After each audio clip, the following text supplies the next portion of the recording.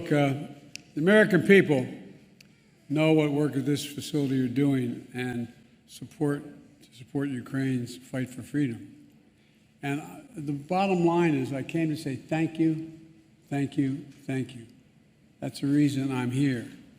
I've been in those battlefields where these missiles are fired, and I spent a lot of time going in and out of Iraq and Afghanistan, maybe a total of 40 times. And I tell you what, I've been in Ukraine a lot prior to the war and on the border since the war. And it's amazing what you've done. We see on the news every single day the atrocities and the war crimes that are being committed by Russian forces in Ukraine, directed by Vladimir Putin. And it really is gut-wrenching. We see the incredible bravery of the Ukrainian fighters defending their country with everything they have. And by the way, it's not just their warriors. It's not just their military. It's people in the street. People in the street staying behind. A lot have gotten out, 5 million, but a lot are staying, including women as well as men, staying to fight for their country. And we know that the United States is leading our allies and partners around the world to make sure the courageous Ukrainians who are fighting for the future of their nation have the weapons and the capacity and ammunition and equipment to defend themselves against Putin's brutal war. A lot of war crimes being committed. But what we don't always see, is the work that makes so much of this possible. And that's you. It's not hyperbole, it's you. You make it possible. You make it possible for them to have a shot. You know, during World War II, the United States was known as the arsenal of democracy. There was Rosie the Riveter, who I actually got to meet, quite frankly, before she passed away, and a lot of people who, in fact, kept it going. I was a slight digression. I went over for the 50th anniversary of the end of World War II, and I was in Normandy, and I went up afterwards with to the cemetery, and I was walking by myself, and it's incredible. It's immaculate. It's perfectly manicured, and the headstones are all the same. I looked down one row, and I saw 3 names, same names, father and 2 sons who had died in the landing. And I was bent down, and I was reading the dates of their births. And all of a sudden, I heard behind me a tinge, "Hup!" And I turned around, and there was a gentleman who had to be in his early 80s in a wheelchair, being wheeled by his son, who was a big guy, looked like Hoss Cartwright, and his wife, and a daughter. And he saluted me, so I saluted him, and at the time, and I turned and I said, "Thank you for what you did. Thank you for literally saving civilization." And he put his hand on his wife's hand was on his shoulder, and he said, "No, she did it. She did it." I looked at him and said, "She built the landing craft that got us in here. She and her friends, they're the ones that did it." And he went on, and he filled up, and all of a sudden it dawned on me, you're doing it. You really are doing it. You're making a gigantic difference for these poor sons of guns who are under such enormous, enormous pressure and firepower. Those javelins I saw, there's 10 for every tank that there is in Ukraine right now. You're changing people's lives. We built the weapons. No, you really did.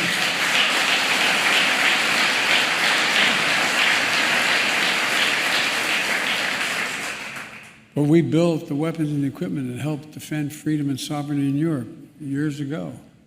But that's true again today. You know, some of the best, most effective weapons in our arsenal are those Javelin missiles, like the ones manufactured right here in Pike County. They're highly portable. They're extremely effective against a wide range of armored targets. They can hit targets up to 400 meters away and have a fire and forget capability. That means a person firing can, I know you know it, but it's for anybody who maybe listen, can change positions or take cover before that javelin even strikes home, strikes the target. In fact, they've been so important There's even a story about Ukrainian parents naming their children, not a joke, their newborn child, Javelin or Javelina, not a joke. So the brave people of Ukraine, including the many civilians who have taken up arms to defend their country, deserve every ounce of credit for pushing back the Russian assault and frustrating Putin's desire to dominate Ukraine.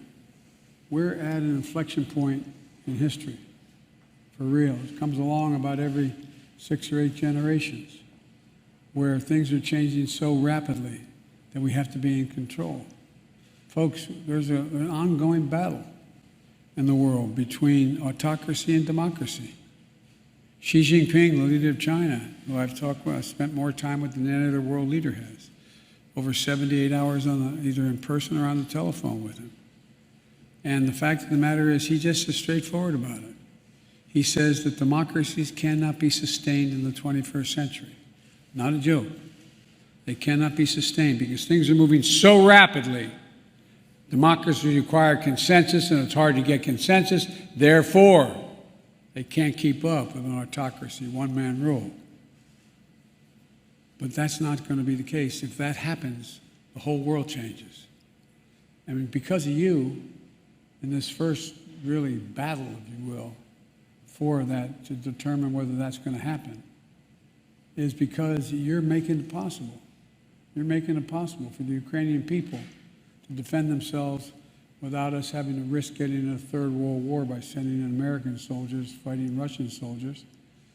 My dad used to have an expression. He said, the only war worse than one that's intended is one that's unintended. You're allowing the Ukrainians to defend themselves. And quite frankly, they're making fools of the Russian military in many instances. A big part of the reason they've been able to keep up fighting and to make this war a strategic failure for Russia is because the United States, together our allies and partners, have had their back. The United States alone has committed more than 5,500 javelins to Ukraine. You're changing the nation. You really are. Add to that significant supplies from our allies and partners, as well as many thousands of other anti-tank and anti-air weapons, helicopters, armored vehicles, artillery, coastal defense systems. Before Russia attacked, we made sure Russia had javelins and other weapons to strengthen the defenses so Ukraine was ready for whatever happened. In the last 2 months, we continue to move even more resources and equipment at a rapid pace into Ukraine. We've made sure that there are no interruptions in the flow of equipment to Ukraine. Since Russia invaded Ukraine just over 2 months ago, we have sent more than $3 billion in security assistance to Ukraine. Alone, us, not counting our allies. And that money is a direct investment in defending freedom and democracy itself. Because if you don't stand up to dictators, history has shown us they keep coming. They keep coming. Their appetite for power continues to grow. And every worker in this facility and every American taxpayer is directly contributing to the case for freedom. And that's something we can all be incredibly proud of, in my view. Last week, I sent Congress, if you excuse a point of personal privilege, talking like an old senator, but sent a supplemental budget, a fancy way of saying we need more money, to make sure the United States can continue to send weapons directly to the front lines of freedom in Ukraine, and to continue to provide economic and humanitarian assistance to help the Ukrainian people. And I urge the Congress to pass this funding quickly to help Ukraine continue to succeed against Russian aggression, just as they did when they won the Battle of Kyiv. And to make sure the United States and our allies can replenish our own stocks of weapons to replace what we've sent to Ukraine. As I said from the beginning, this fight is not going to be cheap. But caving to aggression would even be more costly. We either back the Ukrainian people as they defend their country, or we stand by as Russia continues its atrocities and aggression. I know what the answer is, and I think you all do too. I'll bet I know what the answer to this plan is. There's something else here to be understood. Being the arsenal of democracy also means good-paying jobs for American workers. In Alabama and the states all across America where defense equipment is manufactured and assembled, 265 people here at this plant are directly employed working on the Javelin program. All told, Lockheed Martin has brought nearly 3,000 jobs to Alabama. The armed forces of the United States of America is going to continue to be the best armed, most capable fighting force in the history of the world. In order to do that, we have to make sure our vital defense supplies are getting the inputs and supplies they need to produce and protect and provide the full capacity. I learned on the tour today that each of the Javelins you produce includes more than 200 semiconductors. I've been a broken record, as the press will tell you, on our need to be able to produce more semiconductors in the United States. We invented the sucker, going to the moon. We, the United States, we're the one that modernized it. We've done more than anybody else. But guess what? We stopped investing in ourselves. We stopped investing in ourselves. And so now we're back in the game, making sure that we become the primary producer of those semiconductors. Computer chips that power much of our modern lives. On our phones, our cars, almost anything that has an on-off switch. And the semiconductor is critical to defense production capacity, as you all know better than I do. That's why we're making it as hard as we can for Russia to get hold of these semiconductors and advanced technologies that it could use to upgrade its military during this conflict. And why we're taking steps to make it easier to source what we need here in the United States during the global semiconductor shortage. And there's just one more reason why Congress has to act quickly to provide the emergency funding of the so-called CHIPS Act by passing a broader bipartisan innovation act so we can produce tens of millions of these chips. There's something we have to focus on, and it's something I've focused on from my earliest days of our administration. I'm determined to make sure the United States holds its technological high ground in competition with other nations, especially China, as we move forward. Folks, you know, we used to invest as a nation years ago, 35 years ago. We invested 2% of our entire GDP in research and development. We do half of that now. We do half of that. We used to be number 1 in the world. Now we're number 13 in the world. My administration, we're changing that. The United States used to own the innovation field.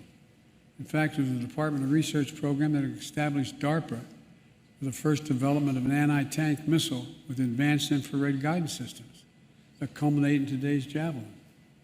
The Bipartisan Innovation Act is going to help reverse decades-long decline in federal research and development investment.